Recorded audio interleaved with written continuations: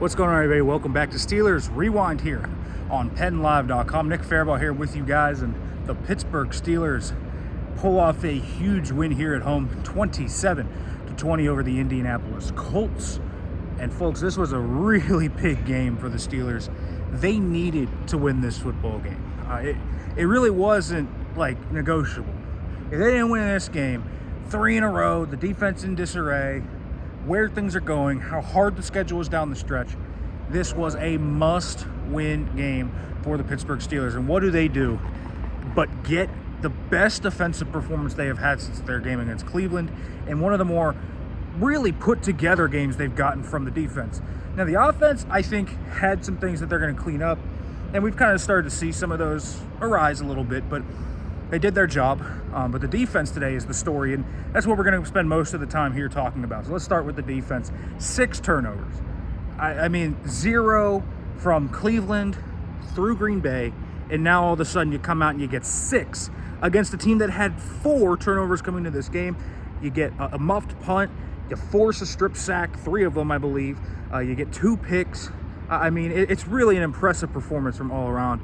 And we could start, I think, with Jalen Ramsey and Kyle Duggar, because the changes the Steelers made at safety this week, with no Chuck Clark, no Deshaun Elliott, no Jabril Peppers. They had 3 safeties, really, because Ramsey converted to full safety today, and Duggar played his opposite. And they did a great job. Thornhill really didn't play much at all today, but what I saw from Juan Thornhill was coming over to Kyle Duggar and helping him translate the scheme, going over questions he had with him. That's what you call a teammate. Aaron Rodgers said that yesterday at the team hotel, Jalen Ramsey went in front of the team, had an invigorated speech, and really said they got to play with an edge, because they looked very unmotivated. They looked, to be quite honest with you, despondent at times throughout the last 2 weeks as they were getting beat up on by the Bengals and the Packers. And this game, they played with aggression. They played together. They played with phenomenal communication. I thought that was the big thing. When the Colts did hit them, they earned it. What has always been the issue with the Steelers scheme, and really the Steelers team, team defense, is everything was too easy. It was pitch and catch. It was miscommunication, wide open. Nothing had to be earned. And every catch and every play that these guys made today was earned. It was a great catch by Josh Downs over the middle, or it was Alec Pierce making a toe-tapping catch. Make the great players, the good players, be good. Make them be great. Do not make things so basic and as easy as you will ever see it at the NFL level. And that's what the Pittsburgh Steelers did today. They made them earn it. I thought they got a good game out of Joey Porter Jr. today. And you know, I know he had two penalties against him, but they played a lot more man coverage, kind of man match. They allowed him to play up and press. I thought he looked his most comfortable yet. And how about a pick and zone? How about that? Joey struggled a bit in zone over the years here, but that was a nice play. I thought Joey had a good game. I thought Echols had a good game. I thought Pierre came in admirably, and I thought with the switch the Steelers did schematically, because this was their highest amount of 2 high shells they played all season, and that's not at all a coincidence that they started to look good. And the blitz rate, just at 25%. Between the 2 high shells and that, what you saw was a team that was able to get home with the pass rush. What you saw was the edge rushers take over. Highsmith, Herbig, Watt, each having great games. Harmon and Hayward and Benton playing extremely well from the interior.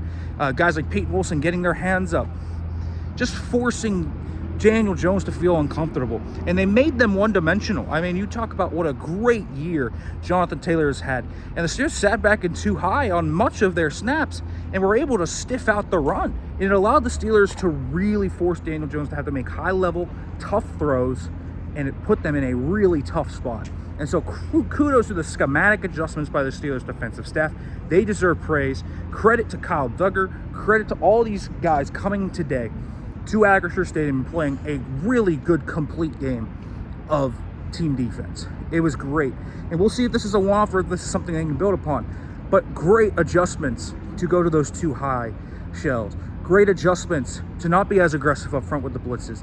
Let your pass rushers win. They were even doubling Herbig a little bit, and TJ Watt showing you he can still win as a one-on-one pass rusher. Do not do that to TJ Watt. He is still very good.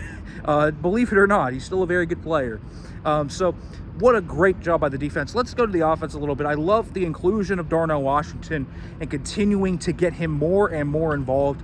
He's a real talented pass catcher, guys. I think you need to utilize him more. I think there were still some things left out there. You know, if he was expecting the ball in the slant, you'd hope that would be a touchdown or at least a first down, because they only need 2 yards and could have gotten the 1st and goal. You know, I love the continued inclusion of Pat Freiermuth, the up the seam route. I think he and Rodgers are really starting to get it going. Jonnu Smith had a few nice plays today to drop on the opening drive. Not great. I did think it was a bit sloppy at times. I didn't think the O-line was great in the run game. The run game was a little stagnant today, probably their worst performance in well over a month in that regard. And some of the pass catchers didn't make great catches, but I think as the game went on, you saw guys start to step up. Calvin Austin making some plays, Washington, Freiermuth, John, who made a few plays late in the game. So, you know, you didn't even get a great Metcalf game. You got Roland Wilson fumbling the ball. You got Gainwell, you know, kind of diting it out instead of going upfield. There's just not, you know, there were a lack of detail, I think, at some points from this offense. You'd like to see them be a little more fluid. I did think the O-line and pass pro looked fine. Didn't allow many pressures. Rodgers ran into a sack or two, and obviously took the sack late because you got to keep the clock running. Thought special teams, with all the injuries they had and the kind of attrition they played, very well. And so, really good team win. The offense has some things to work on, but I think it's nitpicking. I thought they did a good job controlling it where they could. They dinked and dunked their way down the field. They found a way to find a conduit when their other methods weren't working. And on top of that, this defense is just the story of today. What a day for this defense. Let's see if they can build upon it. Doesn't necessarily get much easier. Justin Herbert and the Chargers await. We'll see if Joe Alt can play. He was carted off today, and they are a very banged up offensive line, which obviously bodes well for the Steelers pass rush, but won't get any easier from a quarterback perspective. All right, folks, make sure to like, comment, subscribe, turn on the notification bell for more, and thanks for watching. I will see you guys tomorrow.